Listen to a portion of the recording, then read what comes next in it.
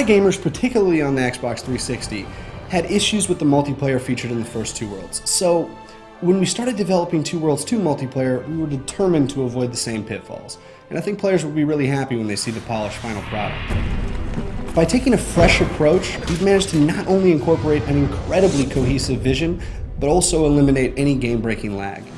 The social landscape we've created for players will let them hack, slash, sneak, and rapid cast their way through a deep and engaging story mode, or build their own real-time economies in village mode.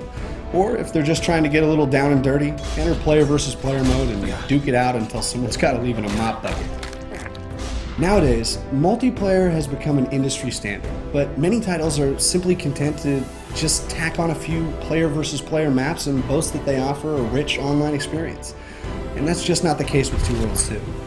We began planning our online modes since inception, making sure that we set the groundwork for a robust experience that both illuminates the single-player campaign while also setting it apart. For Adventure Mode, we wanted to provide entertaining, story-driven quests that dive deeper into the history of Anilor and set the stage for events to take place in the single-player campaign.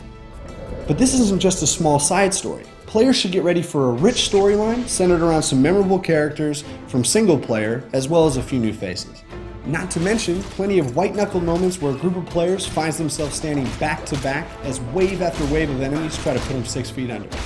Village Mode is something different entirely. Here, you'll have the chance to be the master of your own proverbial castle, planning and building a village with a living, real-time economy that includes as many dangers as it does monetary rewards. Well done. The village is generating income. Players will face all sorts of threats to the safety of their village, from attacking monsters to declining morale amongst village craftsmen. To be successful, players will need to be quick and decisive, or they'll find their village in ruins before the day's over. Player versus player is brutal, to say the least. Want to chop off your best friend's head in the arena?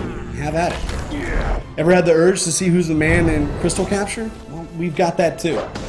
If you look at the back of almost any game box, you'll probably see the words size and scale. But to us, the word that mattered was density. Richer detail, more characters on screen doing different things for different reasons.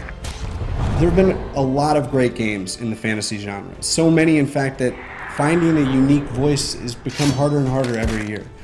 But I think where Two Worlds 2 really shines is in its ability to give an audience more of what drew them into the genre in the first place.